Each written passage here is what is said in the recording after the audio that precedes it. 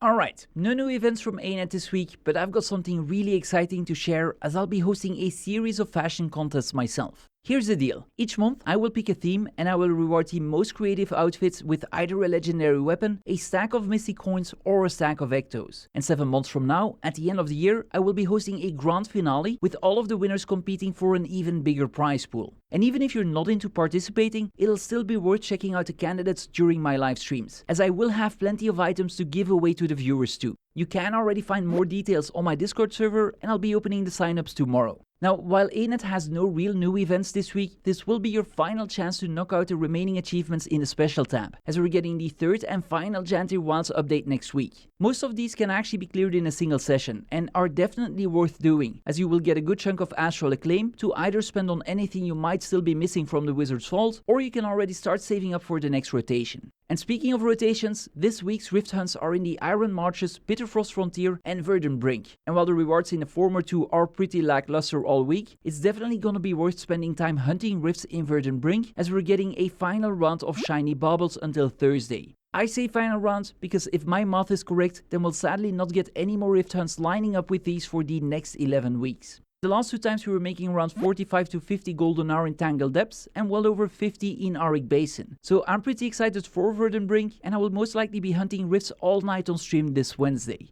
I might also consider a bonus stream tonight, but not Guild Wars 2, as Muckluck invited Rose, Noxie and myself to try out Vermintide 2 together. Now, if you've joined me on any of my Rift farms, you will probably have a ton of fine Rift essences, which ideally you'll want to convert into End of Dragons writs to either craft Generation 3 precursors or even the Arene legendaries. And today I want to talk a bit more about End of Dragons, as I actually feel like this is one of the more underrated expansions when it comes to gold making. Now, there are various levels of involvement though, because if all you want to do is gather, then you should probably start with the daily 20 jadeite nodes in Dragon's End, which can get you up to 80 ores if you bring an item booster and a glyph of bounty. And if you want to gather even more, then you can get petrified Echovalt resin every hour or so from the Echovalt forest. You can find routes for all of these in Blish Hut, but I would highly recommend bringing a build with stealth, as quite a few of the nodes will be protected by rather annoying enemies, and it's definitely not worth fighting any of them. Now, if you prefer exploring and doing the occasional event, then you should make sure you light any of the lanterns you come across any of the 4 maps, as these will eventually award you with a Lamplighter's badge. A couple of months ago, this was actually one of the most insane farms, as someone bought out all of the badges from the TP and quadrupled their price in the process. Currently, the numbers aren't as great, but if you're gonna be spending time in these maps, you might as well light the lanterns you come across.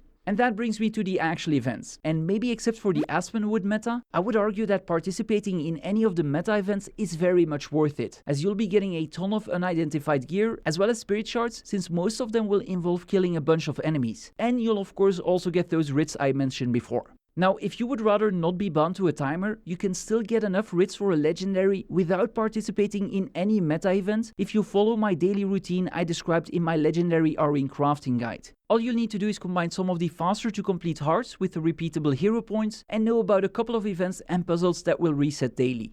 Then we have our ambergris, which you typically get by fishing and is still one of the better solo gold per hour farms that isn't limited in time or hampered by the diminishing returns mechanic. But there might be a second way of getting these that could be a bit faster, as you can often find Leviathan squads in the LFG, which should get you 10 of these per day in a relatively short time frame. Or in other words, every 10 days you'll have enough ambergris for a legendary, and if you're lacking any other materials, you can simply spend the excess on those. Lastly, you can also park a couple of your alts at some chests for Jade Runestones, although most of them are easy to reach in a short time on a single character if you don't have any alts left to spare.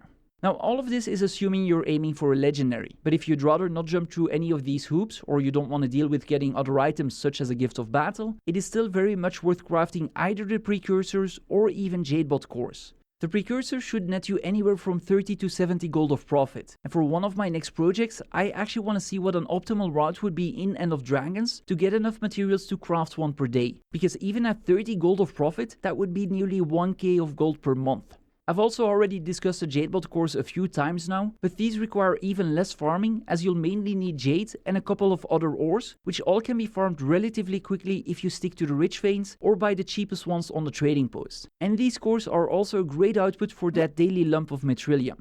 Now, the cores sell for around 40 gold, but not all of that will be profit, as you will also need to come up with a way to get research nodes. And one of the most cost-effective ways I know of would be to craft mithril earrings and extracting the jewel with an endless upgrade extractor before you salvage them for nodes. The problem with this method, however, is that this is either incredibly slow or you're gonna need to use a macro, which I would warn you against, as you will be breaking the game's terms of service. But those same earrings can still be a great middle of the road option though, because while they might not be the cheapest, they will get you 5 nodes per salvage, whereas most of the food items will only get you a single node, or some of the armors that might be cheaper will require way more crafting steps. Personally, I also get a lot of nodes passively nowadays, as I salvage any ascended armors or weapons that drop for me, but that is because I have unlocked enough legendary gear to never need another weapon or armor piece. If you are in the same situation, then it is worth knowing that even if a drop can be salvaged, you can simply stat swap it in the Mystic Forge with the cheapest inscription or insignia you can find, which will turn it into the crafted version that can be salvaged once more.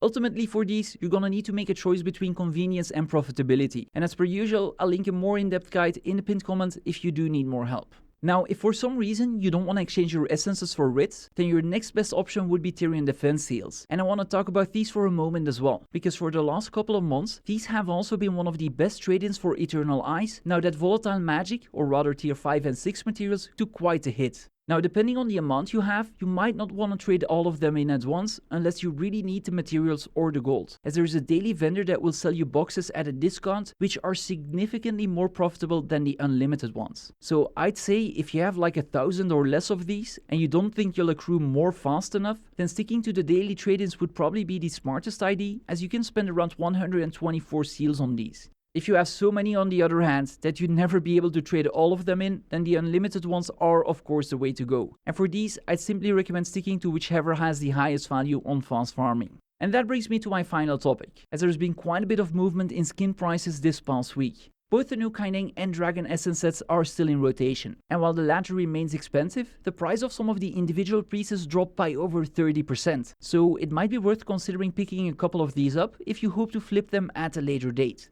The new Kaineng set, on the other hand, completely crashed, with a full set now costing around 34 gold per ticket if you would be instantly buying every single skin. And since the vintage Black Lion weapon boxes will get you at least 37 gold after taxes if you instantly sell those, I would argue it's a great time to jump on the opportunity to finish this set if you haven't done so already, because you're gonna be making at least 21 gold of profit, if not more.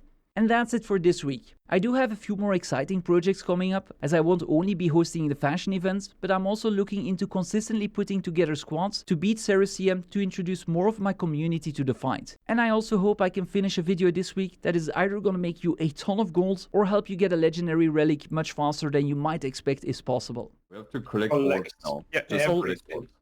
Right, Just what are collect we- orbs. Nothing else matters. Collect orbs, dude. Push it, push it, push it. Push it, push it. Damage. Go. There we go. There we go. There it Holy is. moly, man.